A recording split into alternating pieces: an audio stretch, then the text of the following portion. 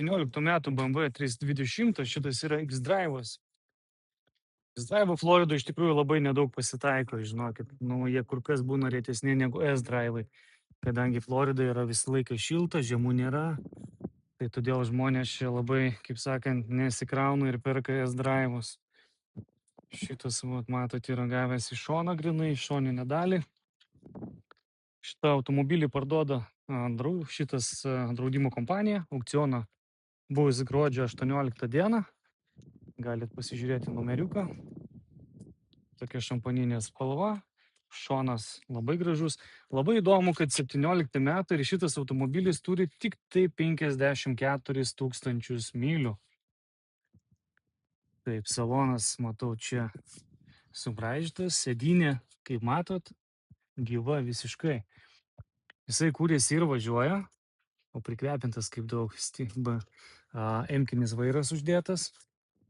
Šiaip vidus žiauriai tvarkingas.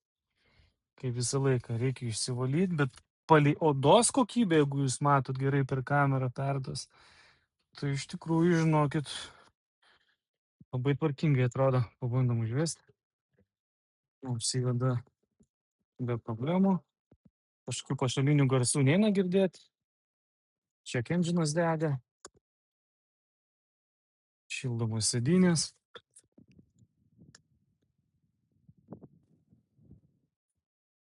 Pasižiūrim į galą. Galas irgi idealus, jebra 17 metai, keista netgi. Tai galbūt ir iš tikrųjų tos mylios tokios mažos yra. Reiktų dar Carfaxą pasižiūrėti, bet rašo actual, tai turėtų viskas būti gerai. Elektronikai sudėti. Bagažiniai turim irgi tvarką. Pažeidimų gale nėra.